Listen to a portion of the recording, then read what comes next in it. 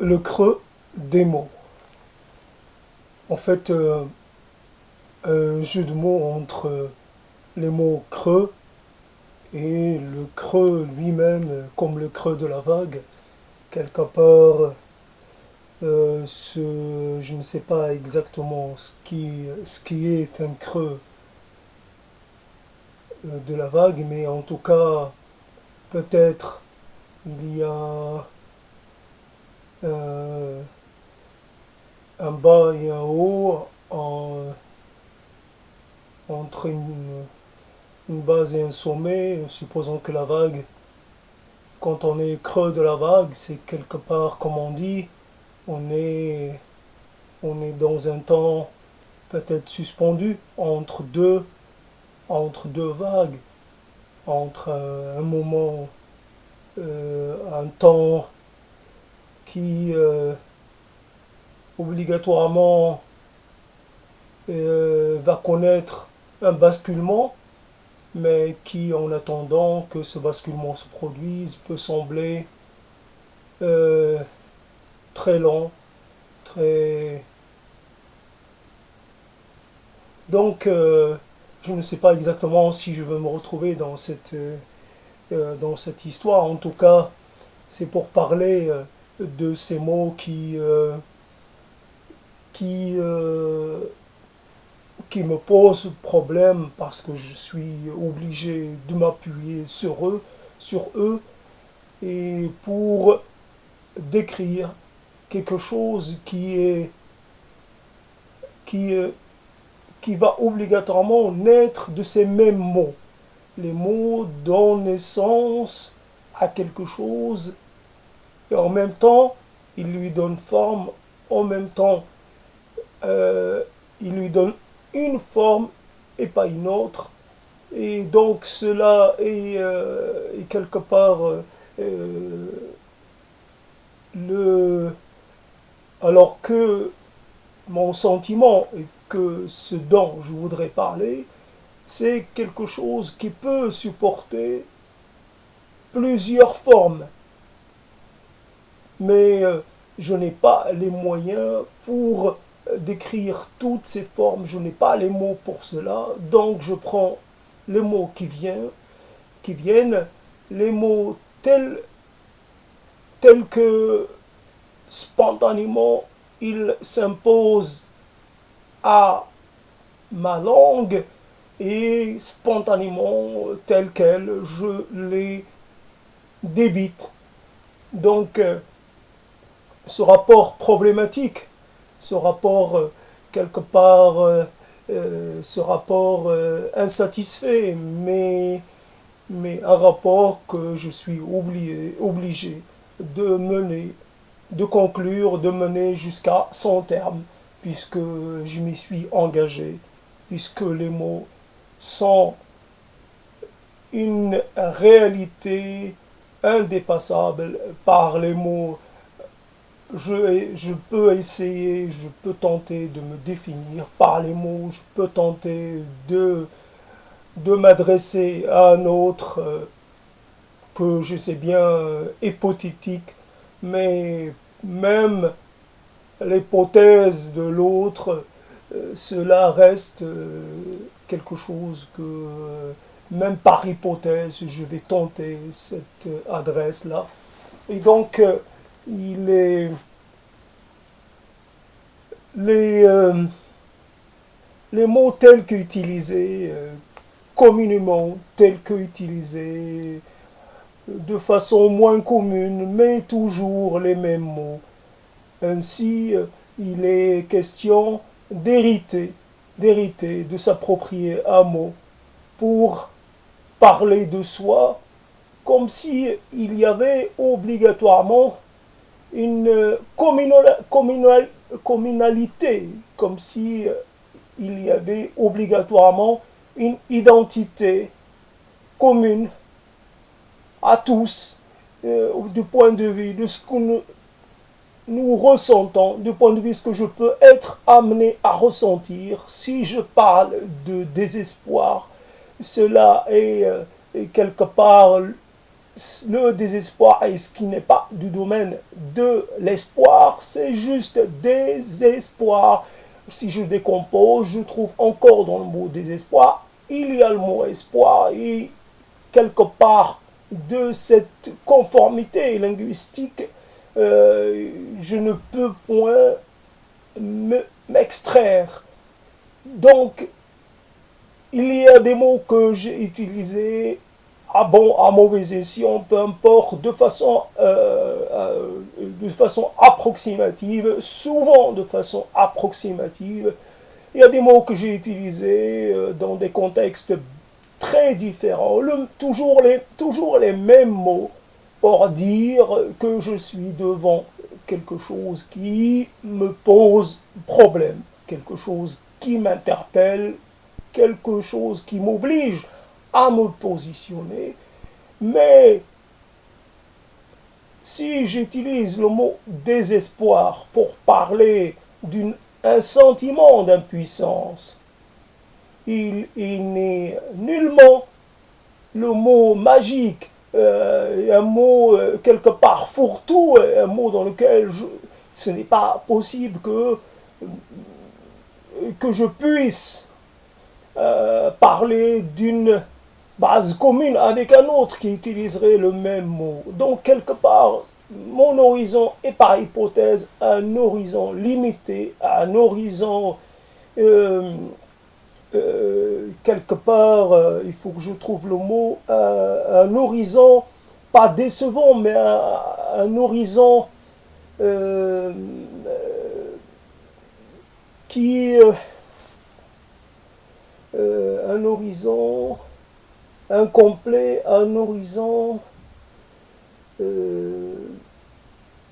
je trouve pas le mot, donc je laisse tomber, qui me mettra en échec. Je suis mis en échec par les mots et par le potentiel très limité, par leur capacité à illustrer les choses telles qu'elles viennent à mon esprit. Mon esprit est limité, mes mots sont limités, tout cela est une suite de limitations.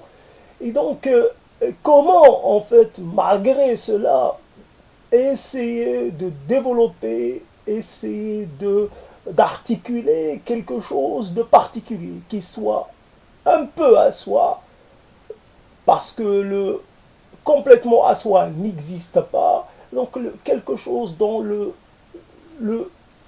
ce un peu, dans cette dimension modeste, mais comment, mais il faudrait que je puisse être capable quand même de créer un mot qui soit juste ou pas de point de vue grammatical, mais qui soit à même de dire, de parler pour moi, d'illustrer un peu cette singularité.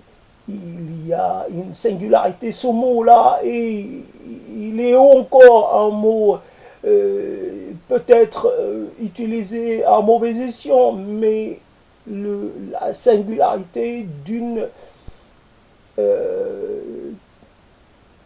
d'un moment. Malheureusement, nous avons une certaine perception du temps qui fait que nous sommes dans l'impression de revivre toujours la même chose. Il y a un problème dans cette approche-là. Cette approche doit obligatoirement, si elle devait être une approche dynamique, une approche intégrative, une approche intégrée, le fait qu'il y a eu un avant et un après, même dans la succession qui peut paraître quelque peu monotone, quelque peu répétitive, il y a toujours, à chaque instant, il y a la production d'un avant et d'un après, et encore peut-être que cela est un sentiment qui naît de notre subjectivité. Peut-être que ce sentiment-là n'est pas la réalité extérieure à nous-mêmes. Il est possible que mon passé mon précédent n'existe que de par ma capacité à le ressentir en tant que tel et à le penser en tant que tel. Donc les mots, évidemment, je fais une sorte de refuge, je me réfugie dans ces mots-là qui appartiennent à un continuum linguistique qui est, qui est se situe un peu en dehors de moi.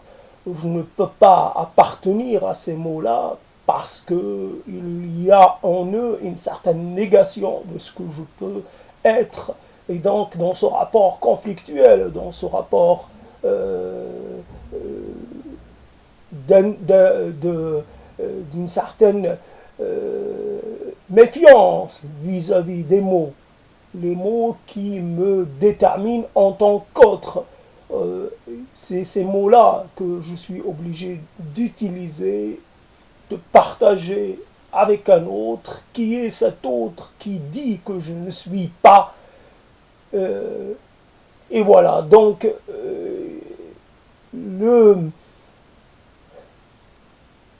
le côté, cette quête impossible derrière les mots, cette course derrière les mots, derrière les expressions, derrière les définitions, derrière cette quête qui est futile en fin de compte, puisque à quoi va-t-elle me mener? Quelle nouvelle révélation pourra-t-elle m'apporter? Pourrais-je dire, je vais créer, je vais habiter les mots d'une certaine façon et que de telle façon que je puisse les rendre miens, les rendre, me les approprier de façon pourrait incarner ces mots et qu'ils soient qui soit une expression de ma personne, de ma corporeité. Mais je sais bien que je pourrais, dans mon coin, tenter cela, peut-être y arriver. Cela n'aura pas de conséquences dans ce qui s'appelle la réalité objective. Cette réalité objective qui, elle, va continuer de fonctionner avec ses catégories propres, ses catégories excluantes, ses catégories toujours productrices d'un discours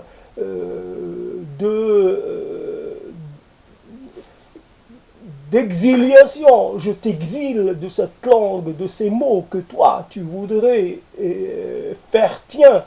Je t'en prive, je te mets dans une certaine langue qui, comme apatride, quelqu'un qui serait hors de la langue. Quelle est la langue que je pourrais habiter si je quitte toutes les langues parce qu'aucune n'est mienne? Quel est ce continuum? Donc revenir de nouveau vers cette histoire du rapport pas satisfait, du rapport presque aliénant que j'ai avec les mots. Il y a cette situation qui pousse à se sentir mal, à se sentir mal placé, mal situé, mal identifiable. Je n'ai pas la possibilité de donner, de produire une identité qui soit claire, précise, une image que je pourrais, quelque chose que je pourrais proposer à l'autre pour qu'il puisse savoir à qui il a affaire. Et voilà, donc je me concentre sur les mots creux, encore je m'échappe à chaque fois de la thématique qui était proposée au départ et je me retrouve embarqué, c'est le cas de le dire, je suis obligé de me de redescendre, de débarquer de nouveau comment dire, de cette envolée quelque part. Et ce débarquement ne se fait que de façon momentanée. De nouveau, je vais remonter et embarquer de nouveau sur le même véhicule. Et donc,